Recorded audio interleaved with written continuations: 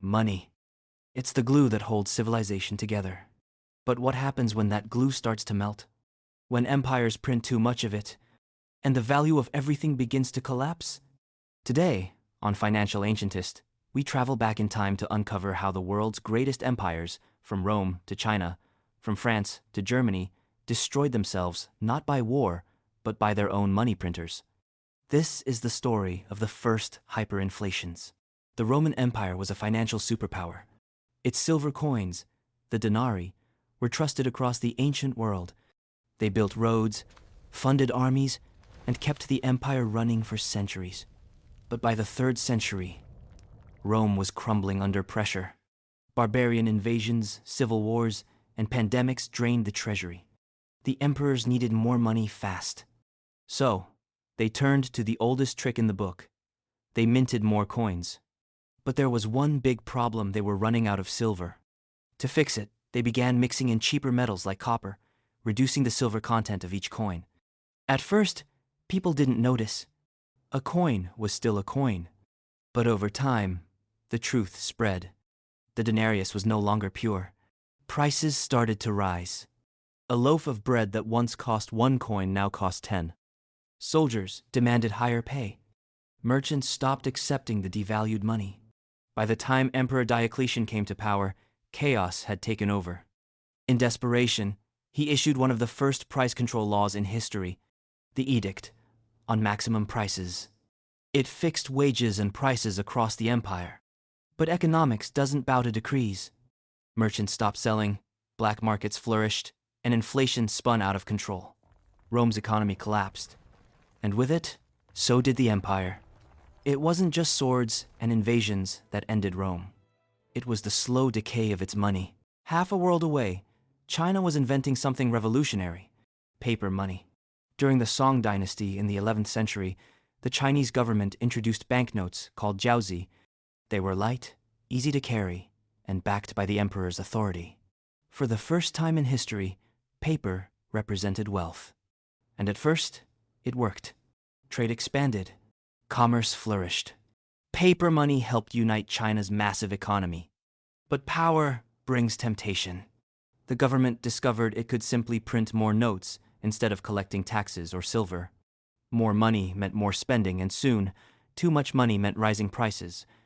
By the 12th century, inflation was spreading. By the 13th, it was chaos. When the Mongols conquered China and created the Yuan dynasty, they continued printing even more. Their version of paper money, the Chao, became the first world currency accepted across Asia. But the Mongols printed endlessly to fund wars and palaces. By the late 1200s, Chinese citizens were burning paper notes for heat. Money had become worth less than firewood. The world's first experiment with paper money ended in flames. Fast forward to the late 1700s. France was in revolution. The monarchy had fallen, the church was stripped of its lands, and the new government needed cash to rebuild the republic. Their solution was the assignat, a paper currency backed by confiscated church property. At first, it was genius. People trusted the state, trade resumed, and confidence returned. But soon, the printing presses went into overdrive. More assignats were printed to cover government debts. And when the land that backed them ran out, the notes lost their value. Prices exploded. Food became unaffordable. The poor starved while the wealthy hoarded gold and silver. By 1796, the assignat was worthless. Paper money, once a symbol of freedom, became a symbol of ruin. France had learned the same lesson as Rome and China. Print too much, and money dies. Now we jump to the 20th century. After World War I, Germany was broke. The Treaty of Versailles demanded massive reparations, and the government couldn't pay. So it did what so many before it had done. It printed money. At first, it seemed like a solution. Workers got paid, the economy moved. But prices began to rise slowly at first, then violently. By 1923, the Weimar Republic was printing money 24 hours a day. Prices doubled every few days. Children played with stacks of cash. People burned money to keep warm. A single loaf of bread cost billions of marks. Life savings evaporated overnight. The middle class, the backbone of society, was destroyed. Their faith in government and money collapsed. And out of that chaos rose desperation. A desperation that would later fuel extremism and another world war. Weimar Germany had repeated the same ancient mistake, believing that wealth could be printed into existence. So, what connects Rome, China, France, and Germany?